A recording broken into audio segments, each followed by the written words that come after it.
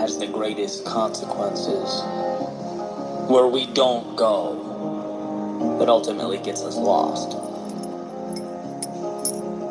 I remember as a teenager applying to college.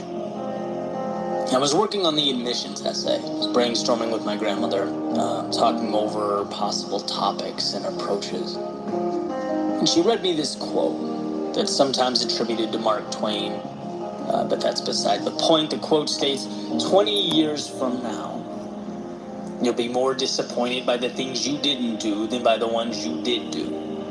So throw off the bow lines, sail away from the safe harbor. Catch the trade winds in your sails, explore, dream, discover. I thought this was the perfect bridge to the next chapter in my life. The latest horizon, the newest adventure. I thought it was incredible, and it was. It was exactly what I needed, and so on to that next adventure I went. But here's the thing. As life unfolded, this equation somehow transformed from exploration and dreaming and discovery into the question, well, what am I supposed to do? Somehow, without my paying attention, life turned into a checklist. A question I couldn't get wrong. A test I needed to make sure I didn't fail. It's amazing how quickly we forget the infinite breadth of life. Wow, I just built the most amazing workflow on Monday.com. You build your own workflow? Why? There are a bunch of amazing pre-made templates you can just choose from. Nah, I'm a custom-made kind of gal. Because we're focusing on the dotted line before us. The one we're supposed to walk. Sometimes we're so fixated on what the expectation is that we don't ask ourselves where these expectations are coming from. Who is so significant and wise that they know what's best for you to a greater extent than you do? See how that's an important question? And also one you can lose in your periphery as you follow that dotted line before you. When you have a destination in mind, hopes, dreams, ambitions, well, that's an adventure. When someone else has a destination in mind for you, whether this authority is imaginary or not, that's obedience. And sometimes the greatest disservice we can do to ourselves is to not stop and think, to not stop and ask ourselves where we're going and why. Do you remember when you were a child and you got into trouble, right? Sometimes you get sent to your room. And for me, this was agony. When it was punishment, I wanted to be anywhere but confined within those walls. I hated being sent to my room. And then finally, the door would open. My parents would say, Eddie, you can come out now. I'd go outside, play basketball for a little bit, and then oftentimes I'd find myself right back in my room. Happy, playing with my toys, whatever I was doing, not a care in the world. And it's like, what changed? Nothing but the context. Same me, same room, same toys, same whatever I was doing. It was, however, no longer a punishment. And I think this realization is worth exploring. We may not realize, we may not even be able to articulate it, but I think we long for control over our lives. We long to walk our own path.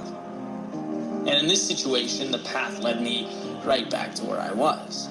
Sometimes, though, the path leads us in the opposite direction, far away to distant worlds.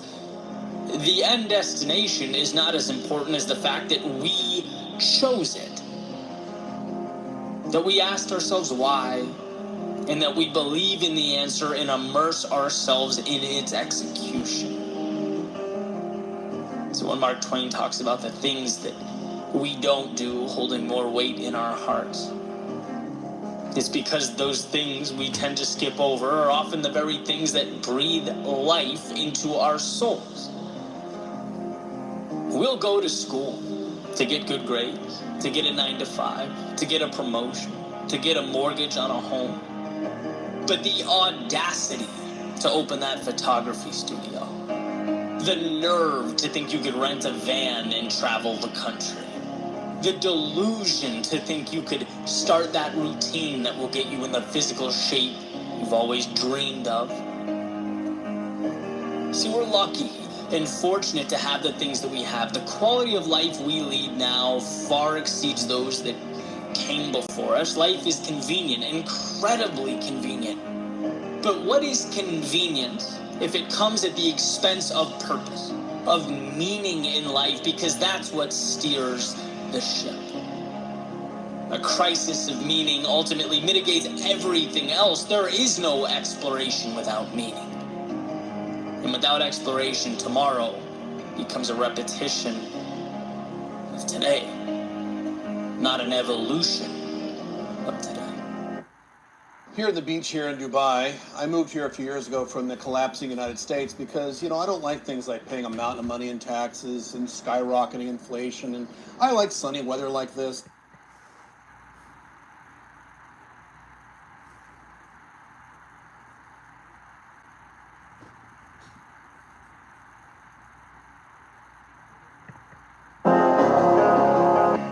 And what's incredible, truly incredible, is that our purpose can be rediscovered, our paths redefined. How? By having a long conversation with, you guessed it, yourself. By putting the phone in another room, by disconnecting the Wi-Fi and spending time with you. Something along the lines of, dear self, what matters to me in this world? Where am I going right now? Is where I'm going right now aligned with what matters to me in this world? And sometimes the answer is yes, sometimes no. Great, but what we have now is a foundation to work off of. An awareness that should be celebrated, that you created. It's so easy to walk through life and never have that conversation. It's so easy to sleepwalk to the tune of someone else's song, the beat of other people's drums. But when you open your eyes, you see the correlation between your thoughts and your actions and your reality. You realize that when you wake up, that tendency to ask yourself what you have to do today, to reflect on your problems, those questions you assumed were normal, that you never gave much thought to. Well, now you'll see you can dismantle that notion. Now you'll see that if you can ask yourself what you have to do, you can just as easily ask yourself what you want to do, what you get to do, what life is inviting you to do. If you can reflect on your problems, you are just as capable of reflecting on the opportunity at your fingertips. If you can spend time dwelling on whether you're walking the obligatory dotted line that's been laid out in front of you, you're just as capable of redrawing that line and allowing it to pull you into dimension. Listen again, 20 years from now, you will be more disappointed by the things you didn't do than by the ones you did do. So throw off the bow lines. Sail away from the safe harbor. Catch the trade winds in your sails. Explore, dream, discover. Explore, but for you. Wander down those paths that have for so long piqued your curiosity. Try things you once felt like other people were entitled to, but you'd never given yourself permission. Be that for yourself, because no one will come up to you and randomly give you that green light. Dream, because without building your castles in the air, as Thoreau calls them, you live your entire life on the ground. You'll never hit targets that you don't create. And sure, there'll be a time that only you see the destination. Great, that's life, but with each step forward, as it becomes more real for you, it will make sense to others as well. Trust each step like it is in and of itself a miracle. And you'll find in time that that's exactly what each step was. And lastly, discover. discover who you are, what you're capable of becoming. As Emerson said, to be yourself in a world that is constantly trying to make you something else is the greatest accomplishment. To forge your own path, build your own life, stay true to your own heart is courage. So sail away, because you have the ability, because you are strong enough, and because the story you're about to write doesn't continue on until you turn the page on today's chapter.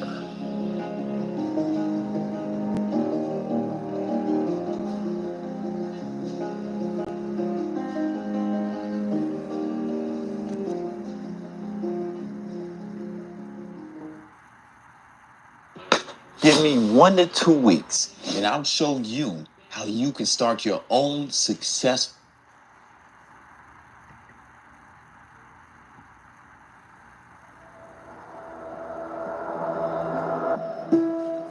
So much of life comes down to control. Understanding what we cannot control while simultaneously capitalizing and making the most of the things that we can. A constant awareness that's critical to our evolution. Epictetus wrote, "We must be at once cautious and courageous. Courageous in what does not depend upon choice, and cautious in what does." And this idea has been shared many, many times in many ways over the centuries. Another of which a lot of folks have heard is the serenity prayer, right? God, grant me the serenity to accept the things I cannot change, the courage to change the things I can, and the wisdom to know the difference. But regardless of how it's said and who it's said to, the point is the same. There are things we cannot control that we must find a way to stop exerting ourselves, stop exhausting our energy on. They are, as the saying goes, what they are. These obstacles are immovable. And rather than continue to push and push and push with all our strength and energy, our time is best suited learning to effectively navigate them. And then there exist those things that are in our control. I believe it was The Power of Now by Eckhart Tolle. He said, and I'm paraphrasing, if something cannot be changed, stop thinking about it, right? The future represents anxiety. It's worrying about things that haven't happened yet. The past is essentially depression. It's worrying about things that already happened. We can't do anything about the past or the future. All we have is now. And if it can be changed, then act now in bringing about a desired result. Take that first step. Create some semblance of momentum, no matter how small. But to worry about what is behind you or in front of you is actually insanity. I remember loving the simplicity and pointedness of that message. Accept it, eliminate it, or adjust yourself to it. Sometimes it helps when I think about things in metaphors, and I tend to do it often. This morning I was drinking coconut water, right, of all things, and I was thinking, man, it'd be nice, you know those little pieces of coconut that float around in there? It's like, it'd be great if they were not in there, right? So I had this idea, just grab a strainer, pour it through the strainer into the glass.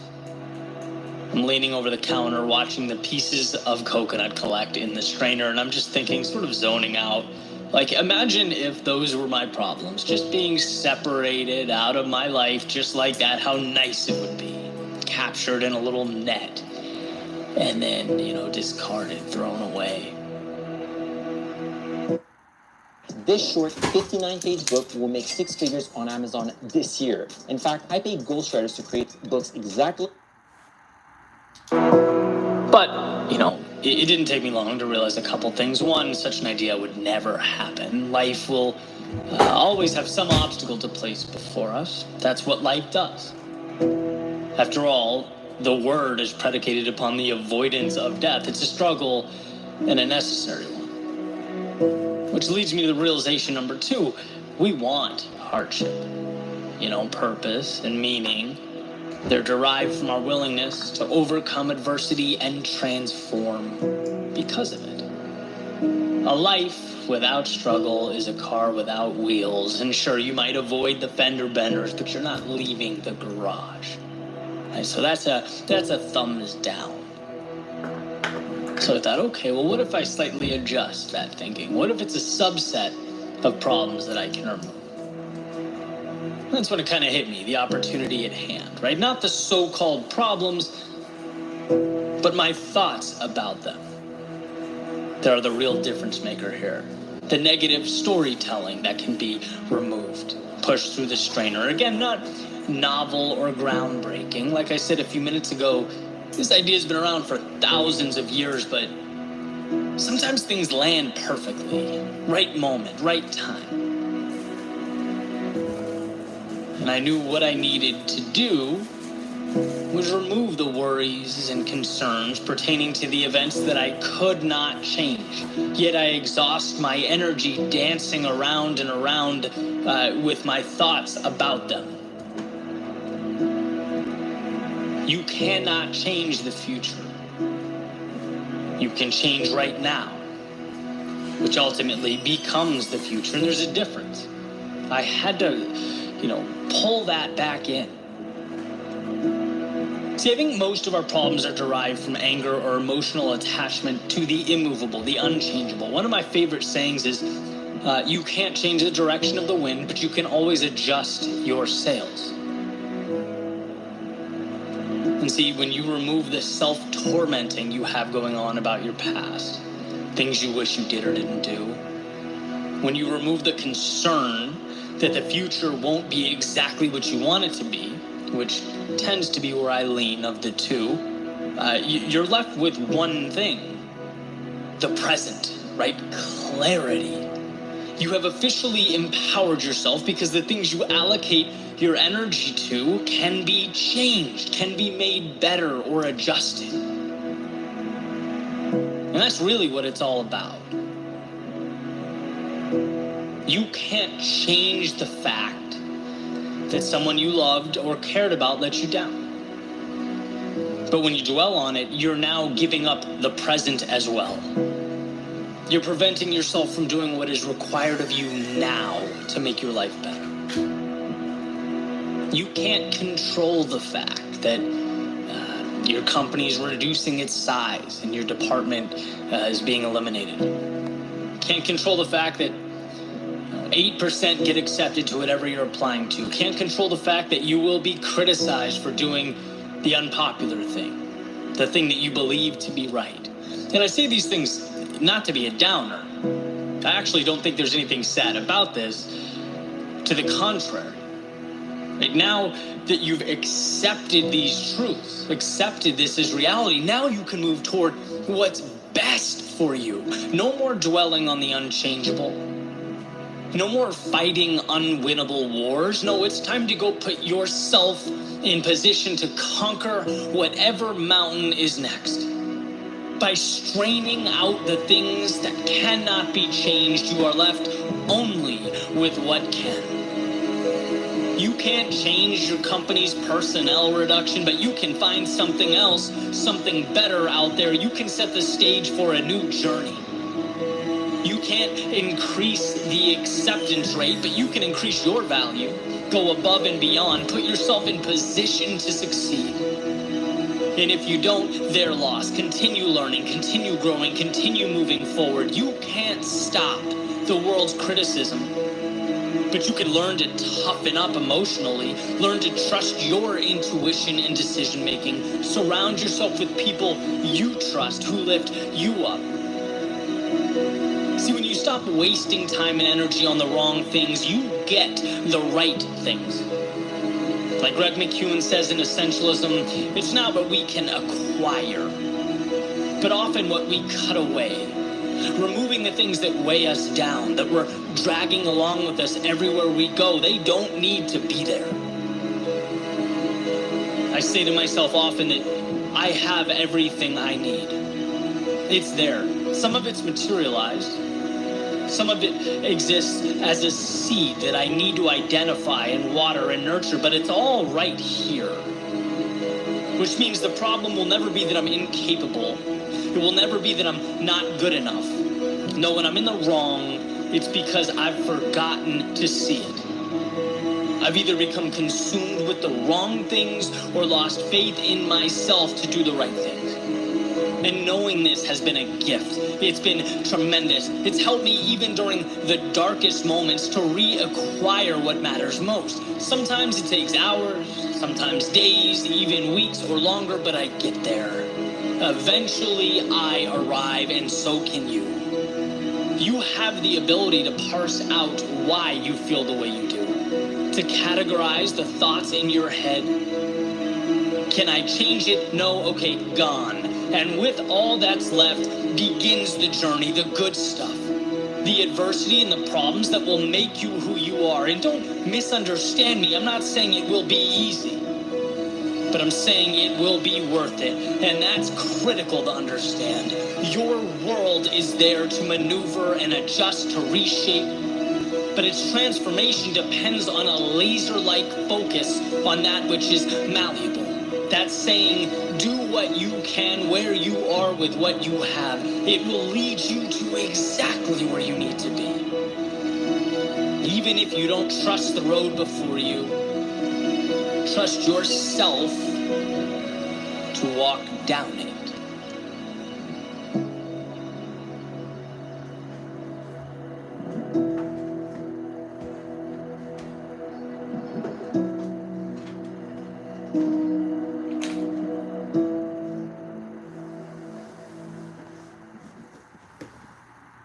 Are you serious about growing on Instagram or what? I see you watching my YouTube content, so I know that you're interested in growing on Instagram, but you haven't got... If you build yourself up, the world conforms. One of my favorite stories is in Gary Keller's book, The One Thing. Towards the end, he talks about a father and a son. I'm going to kind of paraphrase it and give my best interpretation here. It's been a while since I've read it, but in this story, there's a father and a son. The father's tucking his son into bed. And he says, "Son, I want you to know tomorrow I took the entire day off, and it's going to be you and me, and we're going to play and enjoy the day and have an amazing time." And the son is so excited to hear this that he can barely fall asleep. Right? It just makes his day, lights him up. So father says goodnight, walks out. Eventually the kid falls asleep. Fast forward to the next day. Bright and early, the father's downstairs sitting at his table. He hears his son, the little footsteps sprinting across the hall. And he goes, "Here we go." Down the stairs, the kid comes, sits at the kitchen table right across from his father. He goes, "Dad, let's go, it's time. Let's go play, let's go have fun." And the father's excited. Right? The dad is ready to rock and roll, but he also thinks, as many of us have, it would be nice to just get 15 or 20 more minutes here to enjoy the morning, right? Sip the coffee, finish reading the newspaper. And the dad comes up with an idea. He says, "Okay, son, how about this?" He rips a page out of the newspaper he's reading, and he tears it into about 20 pieces. And on this page was a globe. It was a picture of the earth. He places these 20 pieces of the earth in front of his son, and he says, "The second you complete this puzzle and you put the earth or the world back together, I'm going to be done with my coffee. We'll go right outside and the day will begin." Right? Picks up his newspaper, continues reading, smiling to himself, thinking, hey, I just earned myself that 15 minutes. Well, sure enough, a minute and a half goes by. He feels a tug on his newspaper. He looks up, he goes, no way.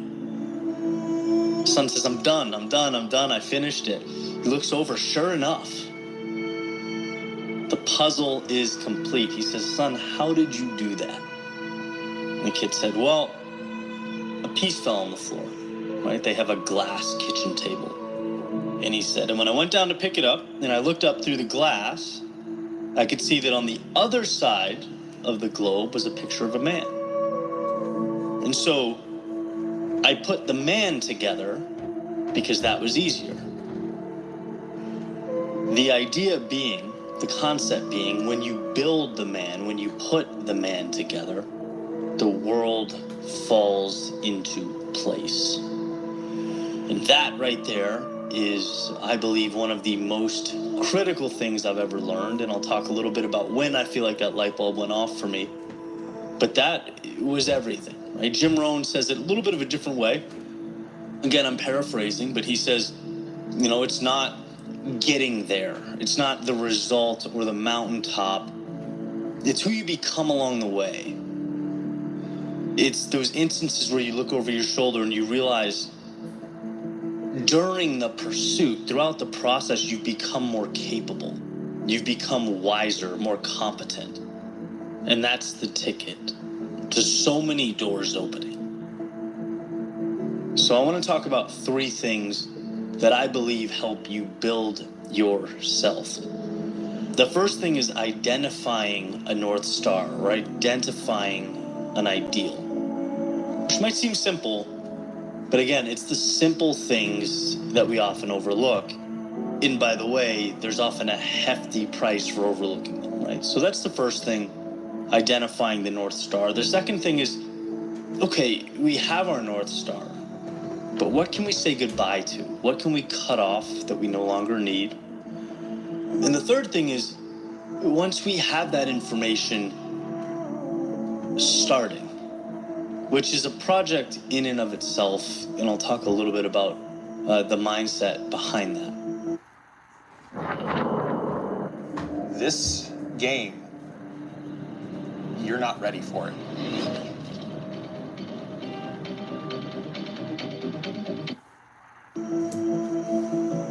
First things first, identifying your North Star.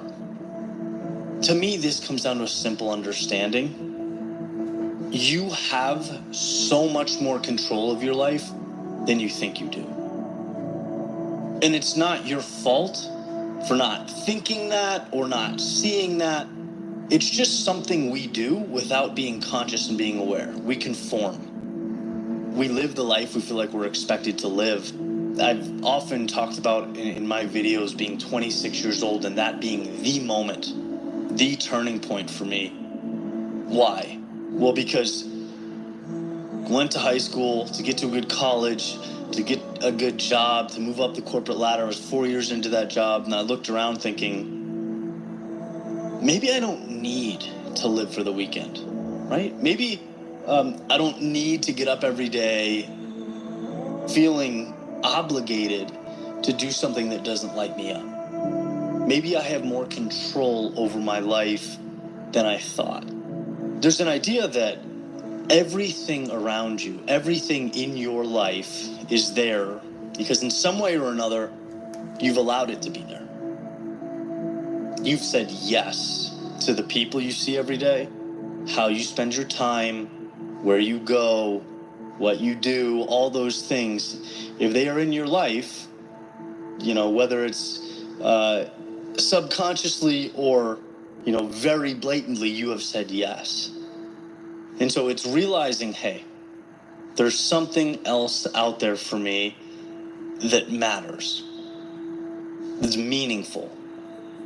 You know, the last 10 years, it's been the hardest 10 years of my life. There's no question.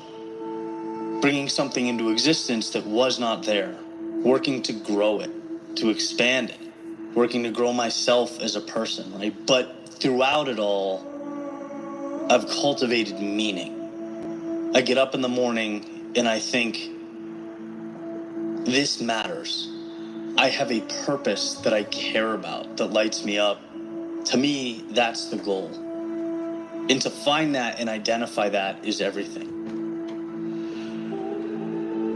J.R.R. Tolkien in Lord of the Rings, he says, not all who wander are lost. We need to give ourselves permission to seek that out. To look around and realize, hey, some of my life, some of the things I do every day, I'm sure some of it's beautiful, right? But some of it just happens. That's life. Some of it falls into place and doesn't make us better and doesn't excite us and has nothing to do with where we want to go. And so we need to be able to differentiate those things and start gravitating towards something that matters. The second one is a little bit, it's quicker. It's associated to the first one, right? The idea of, okay, now you have that thing, or you have an idea of that North Star. Find the courage to cut away those things that aren't going to help you get there. Another form of freedom, that shackle around your ankle that you've been carrying with you. Greg McKeown, his book, I Scream It from the Mountaintops, Essentialism, was the first person to teach me, hey, growth is not always acquiring. Sometimes growth is getting rid of those things we are carrying around. We carry too much. Empty your pockets of the burdens. Free yourself of those things. And that, again, comes back to this awareness. It comes back to looking around and doing an audit of how you spend your time. And it's mind-boggling. Like, to take a day, for example, and really pay attention to everything you did and try and look into the rationale behind it and where it's taking you. A lot of things we do just to do. How do all these celebrities make millions and millions of dollars every year? Because it's actually not what you think. That's what you need to take an axe to. It's been said, simplicity is the ultimate sophistication. The internet attributes that quote to everybody from Lincoln to, Da Vinci. But it's absolutely true. When you can identify what matters and allow your world to revolve around that, magic. So that's number 2. And number 3 is go. Start. Which seems easy, right? You take a step. How complicated could that be? Perfection, fear, not knowing. All those things keep us from moving forward. And I want to gift you with this thought that helped me tremendously. You're not supposed to know. You're not supposed to know how things work out. You're not supposed to have the answers. You're not supposed to have a perfect map or game plan. Life is chaos. It's supposed to be messy. And the people that get the most from it smile and step into that abyss knowing they'll pick those pieces up along the way. That's not a little detail involved in personal growth. That is personal growth. That's the whole thing. That's the story. You go before you're ready.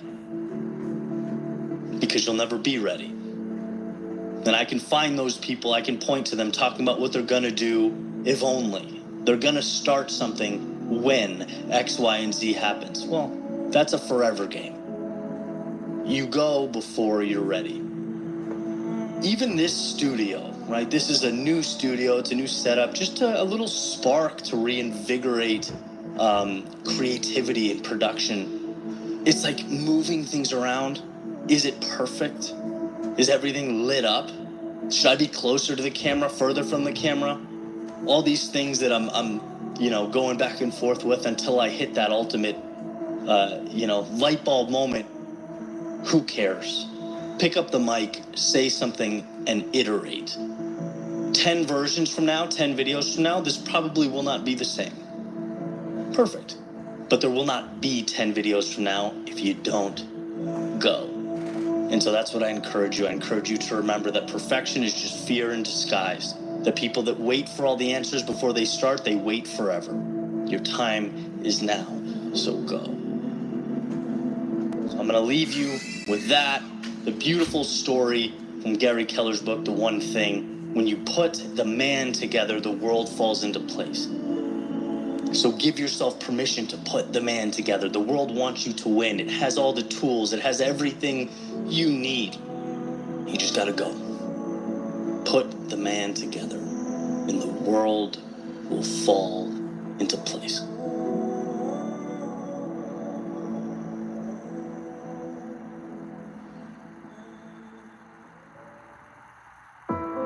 It's when we most want to turn around that we must keep going. When all we see is darkness, that we must have faith in the light.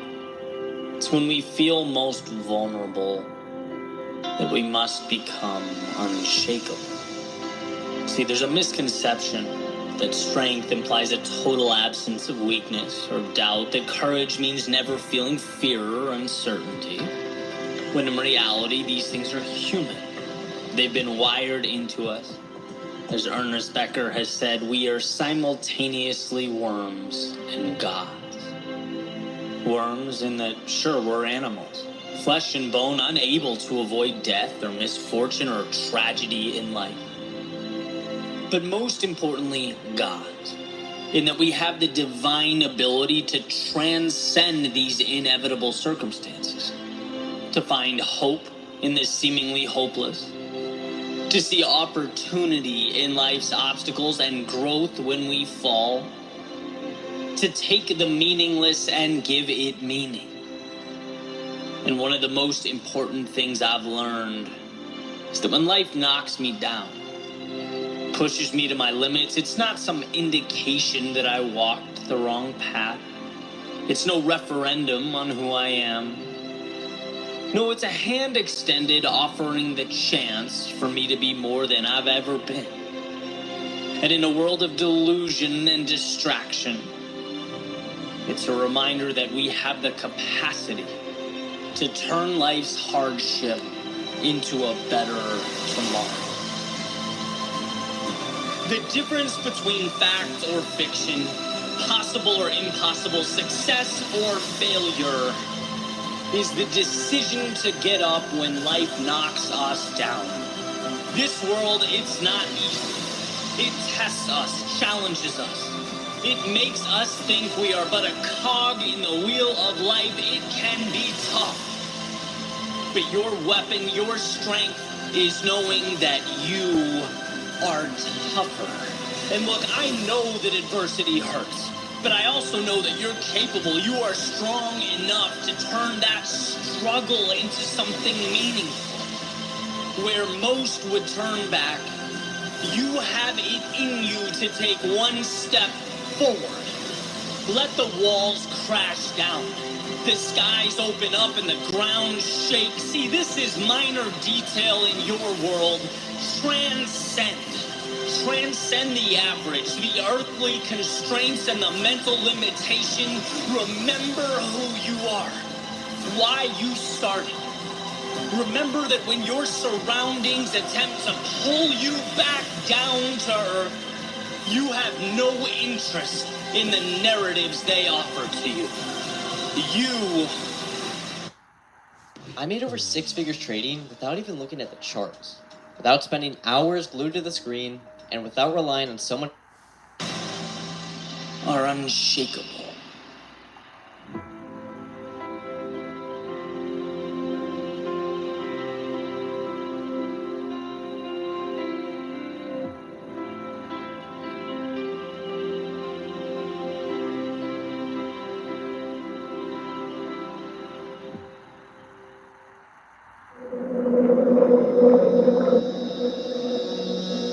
There's a quote attributed to Seneca that states, "No man is more unhappy than he who never faces adversity, for he is not permitted to prove himself."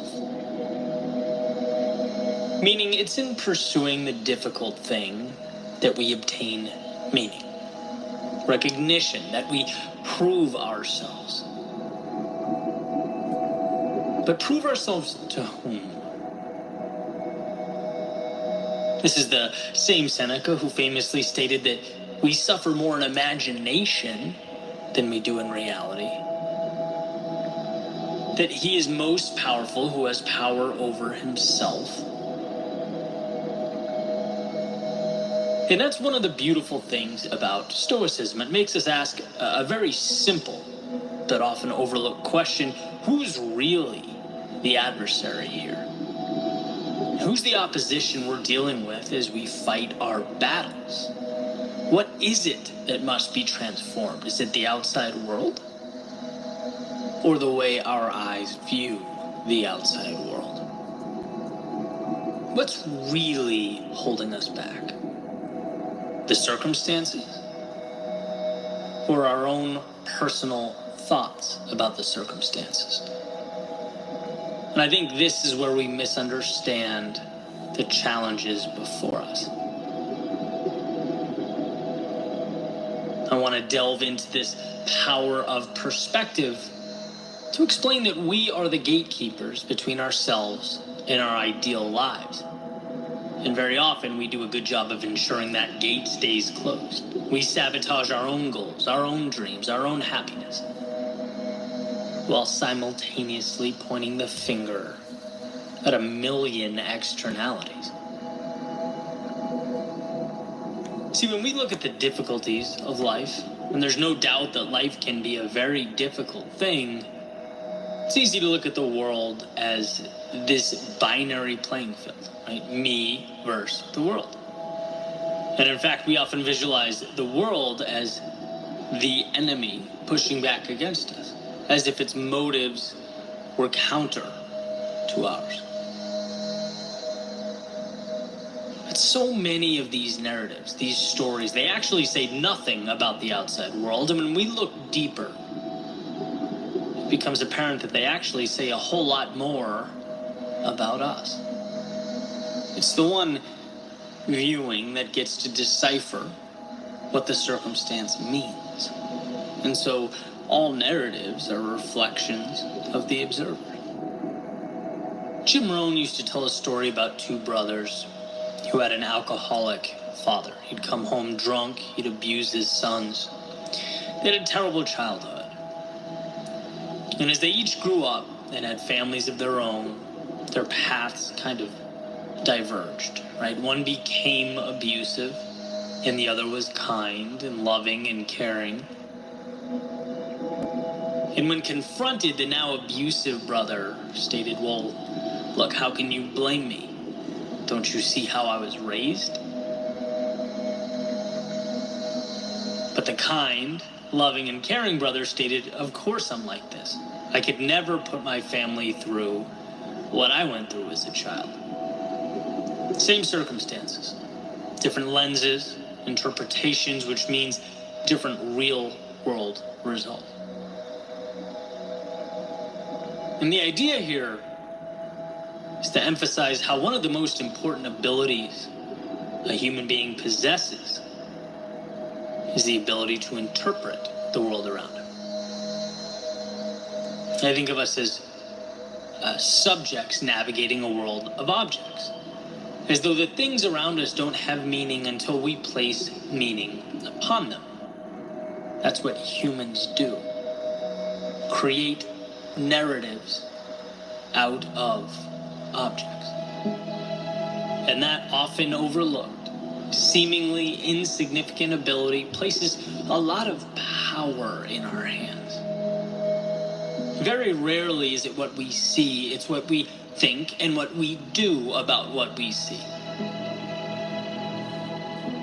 You ever hang out with people that just tend to be happy, upbeat, positive energy? I have a very good friend like that, where his first inclination is always to find the positive. In moments where I've sort of trained myself to pause, take a second, sift through the emotion, uncover the value in a tough situation, refocus, and take a strategic step forward, I look over at him and he's already arrived there, right? He's been there for 3 minutes, right? Eliminated the negativity. It's his first instinct. He's the metaphorical kid hopping around in puddles, whistling at the top of his lungs, while everyone else is hiding out from the rain, or at least trying to find the courage to run out onto the street with him. Then there are people who seem to always find the negative. It doesn't really matter what the situation is. Happiness is fleeting, only to reveal the negativity that never seems to go away, right? The kind of person that if they won the lottery, their first thought might be, "Oh no, but what if I lose it all?" Both examples are people projecting themselves onto the world around them. This is how I get paid passive income from Apple's App Store without ever making any apps myself.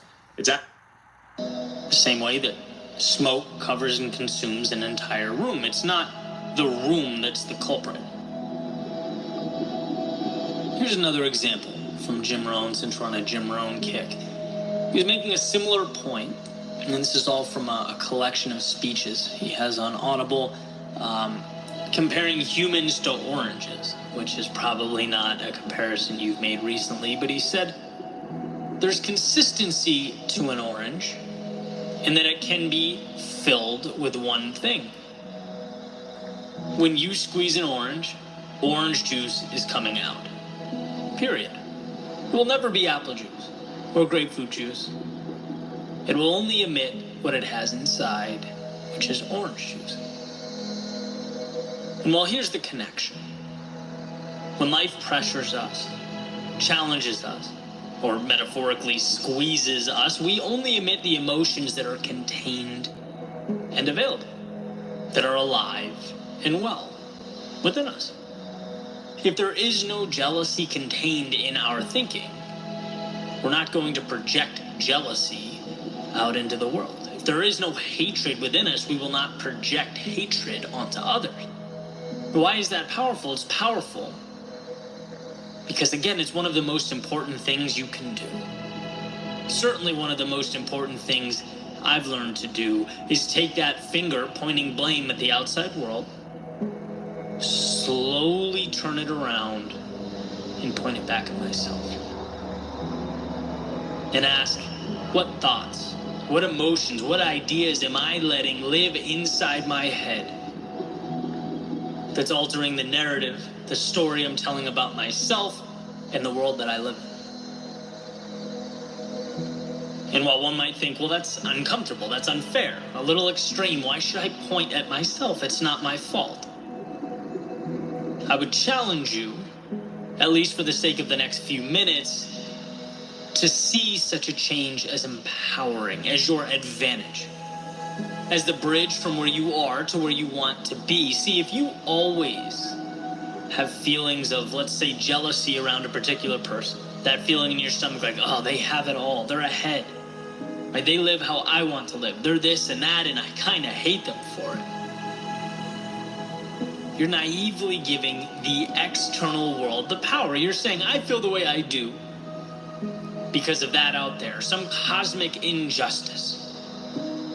You are powerless because you're neglecting your personal agency as a factor. But when you turn that finger around and say, I only feel this way because I'm allowing myself to, then you can ask the question so many never think to ask. Why? Why do I feel this way? Which lights a path to how can I fix it? See, the key to a better life is realizing you don't have to be in the passenger seat, pointing at and blaming the driver, complaining about the road being taken. No, you can get into the driver's seat. You can take the wheel. You can take control. Inherit responsibility. And there's more at stake. There's greater vulnerability. But the upside is unfathomable. And I find myself thinking all the time, man, people are blaming the wrong things. They're shifting blame to the wrong adversaries. The real villain here is not the driver or the road or the weather. The real villain is the voice in your head pleading with you not to take the wheel. Pleading with you to ride shotgun and complain as the world passes you by. And of course it makes sense to qualify that with the inevitability that there are some things placed upon us that are just bigger than us, that we can't control. And you can make a list however long you want to. Natural disasters, decisions and actions of others, health problems. We don't often get to choose the landscape. So as the Stoics would say, understand that. Understand what you can't control and what you can.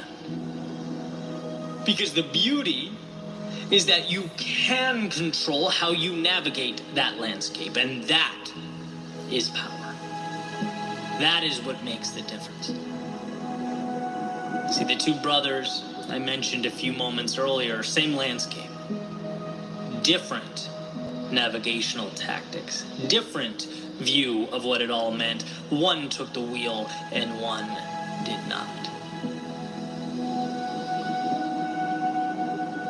So that Seneca quote that states, "No man is more unhappy than he who never faces adversity, for he is not permitted to prove himself." Well, it's perfectly clear as far as I'm concerned. The question is not whether or not to face adversity. I think we all understand that. What I hope we take from today is a better understanding of what the true adversity is. A better understanding of the fact that in front of us there is always an answer, a key to every lock. Some people just don't think to look. They're so busy peering around every corner for external enemies and scapegoats that they don't give themselves permission to succeed. Maybe unfortunate, but it's true. You can hit the bullseye over and over again. But if it's the wrong target, it won't do much for you. You might as well have missed by 50 feet. And I think that is what we overlook. You can't always fix the outside world. You can't change the unchangeable, but you can always change yourself. You can always fix you. As Tolstoy said, everyone wants to change the world, but no one thinks of changing himself. You're capable of being both your greatest adversary and ally, so choose wisely. Because the world around you will do nothing more than respond accordingly to your decision.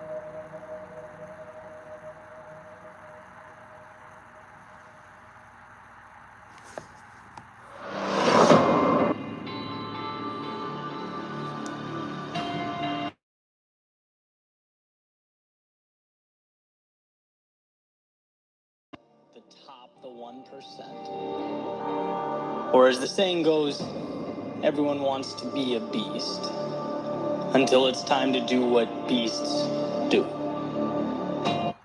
Local business owners, if you need more leads, more appointments, and more sales, I'll help you install an entire...